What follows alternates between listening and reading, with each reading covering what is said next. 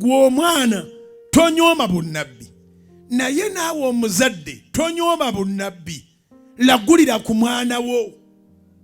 Oyagala omwana afune buna, bwogere, profesaayi.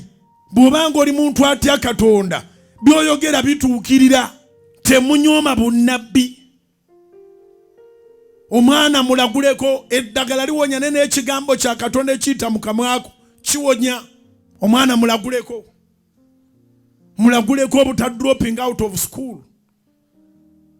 Mulaguleko obuteerabira, taddamu kwerabira. Mulaguleko obutalwala. Do not despise prophecies. Ate era mu ngeri endala ey'obutanyoomanga bunnabbi ndowooza nki expounding mu ngeri endala. N'aboogera obubi ku mwana wo tobatwala nga bakusaaga. Kisazeemu. N'aboogera obubi ku mirimu gyo tobatwala nga bakusaaga. Kisazeemu. Mulokole tebakugamba nga nti tojja kutunda no nga nti twala eri osaaga. Nze ndi mulokole. Ekyo tekimala. Saba against. Simbawo ekigambo.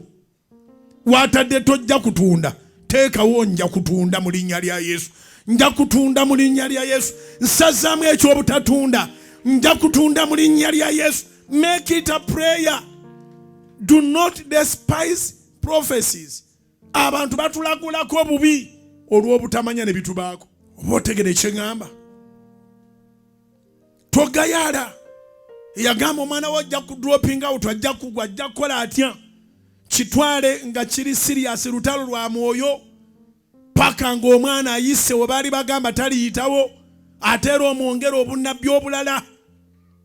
Bayibuli etugamba mu kitabo kya Job chapter 22 verse 28.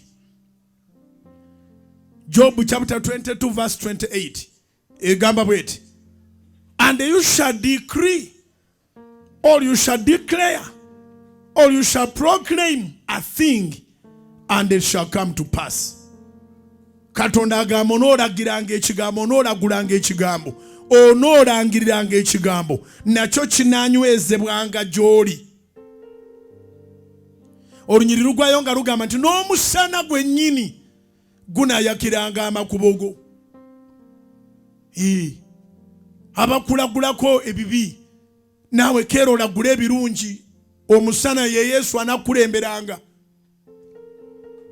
Tosirikanga bakwogerako nga bw'oti olifumbirwa. Tosirikanga bakwogerako ng'omwana oyo bw'oti olimuzzaako. Tosirikanga bakwogerako ne bwe buli badde amakaago gajja kuyulika. Tosirika. Toleekaana nabo, naye yambala amaanyi ag'omwoyo. Tozikiza mwoyo mu bulamu bwo. Do not quench the spirit in your life. And do not stop praying.